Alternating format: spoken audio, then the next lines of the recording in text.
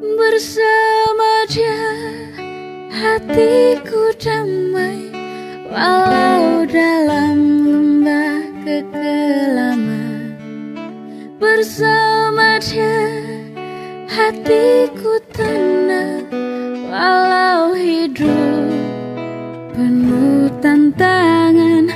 Tak satu pun dapat menghiburku, tak seorang pun dapat menolongku. Hanya Yesus jawaban hidupku.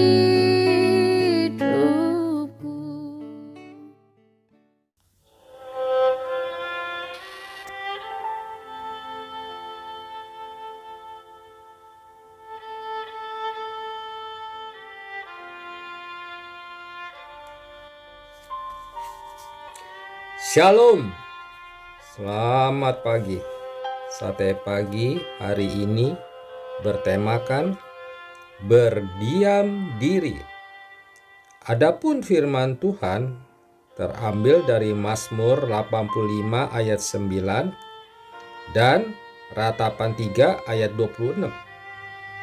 Pak Dion baru saja selesai membereskan gudang rumahnya ketika ia menyadari bahwa arloji saku pemberian mendiang istrinya telah jatuh di suatu tempat dalam gudang tersebut. Dengan susah payah ia kembali membongkar seluruh isi gudang dan mencarinya. Namun sekalipun telah mencari ke sana kemari, ia tidak kunjung menemukan arloji tersebut. Dengan langkah gontai dan putus asa, ia keluar rumah dengan perasaan hampa. Sebab arloji saku tersebut adalah hadiah terakhir dari sang istri saat ia berulang tahun. Saat itu sekelompok anak sedang bermain di tanah lapang di seberang jalan depan rumahnya. Ia memanggil mereka dan mengadakan sayembara. Anak yang menemukan arloji tersebut akan mendapatkan hadiah. Anak-anak tersebut sudah mengenal Pak Dion sebagai orang yang murah hati, sehingga mereka langsung saja menyerbu masuk ke dalam gudang dan mencari arloji tersebut. Namun, anak-anak itu keluar dengan tangan hampa. Pak Dion semakin hilang harapan. Namun salah seorang anak meminta agar diberikan kesempatan sekali lagi untuk masuk ke dalam gudang dan mencari arloji tersebut.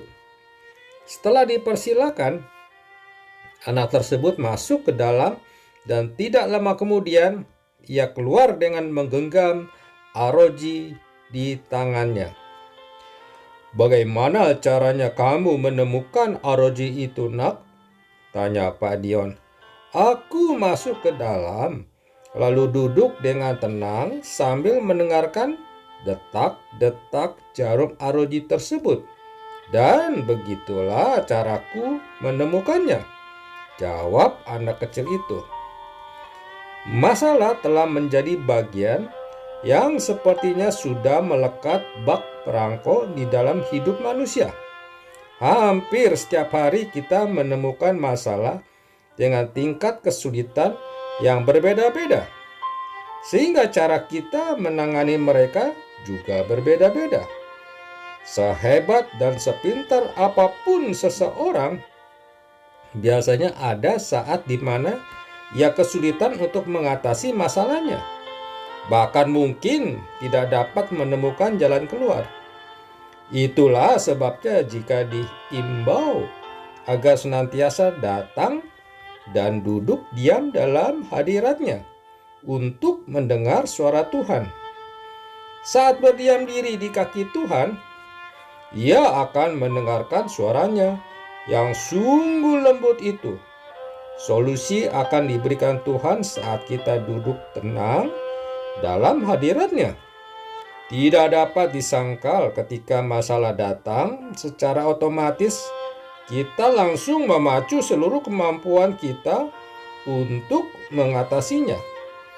kita mulai sibuk berlari ke sana kemari untuk menemukan solusi. Namun, sadarlah kita bahwa terkadang semakin kita sibuk mencari jalan keluar, semakin sulit juga kita untuk menemukannya. Kita tidak dapat mendengar suara Tuhan bila kita terlalu fokus dengan usaha sendiri untuk menyelesaikan semua persoalan hidup. Jadi, belajarlah untuk duduk diam dalam hadirat-Nya, supaya kita tahu arah penyelesaian setiap masalah kita. Setelah itu, barulah kita boleh bergerak dan menjalankan seluruh instruksi dari Tuhan. Amin. Mari kita berdoa.